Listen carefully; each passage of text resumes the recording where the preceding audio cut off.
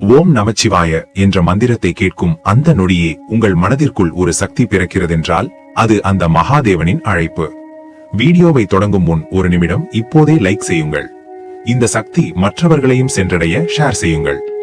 ஆன்மீக தகவல்களை தவறவிடாமல் இருக்க சப்ஸ்கிரைப் செய்யுங்கள்.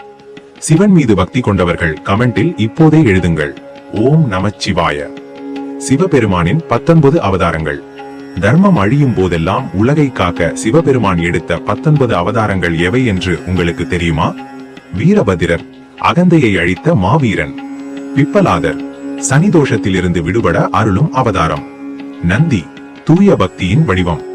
பைரவர், மரணத்தையும் கட்டுப்படுத்தும் மகாசக்தி.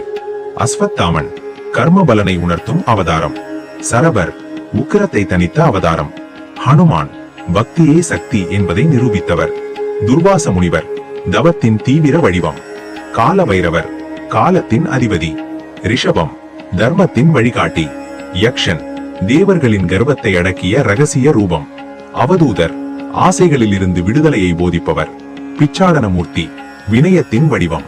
சூரியன், ஆற்றலின் ஊற்று. சந்திரன், மன அமைதியின் வடிவம். யோகேஸ்வரன், தியானத்தின் குரு. திரிபுராந்தகர், அசுர கர்வத்தை அழித்தவர். கிராதன், கர்வத்தை வேட்டையாடி தூய்மைப்படுத்தியவர். மகாகாலன், ஆதிக்கும் அந்தத்திற்கும் அதிபதியானவர். சிவபெருமான் உணர்த்தும் உண்மை. இந்த 19 அவதாரங்களும் ஒரு உண்மையை மட்டுமே சொல்கின்றன. தர்மமே சக்தி, பணிவே பக்தி, விழிப்புணர்வே சிவன். சிவன் எங்கோ தூரத்தில் இருக்கும் தெய்வம் அல்ல, உங்களுக்குள் எழும் நீதியும் தைரியமுமே அந்த பரமசிவன்.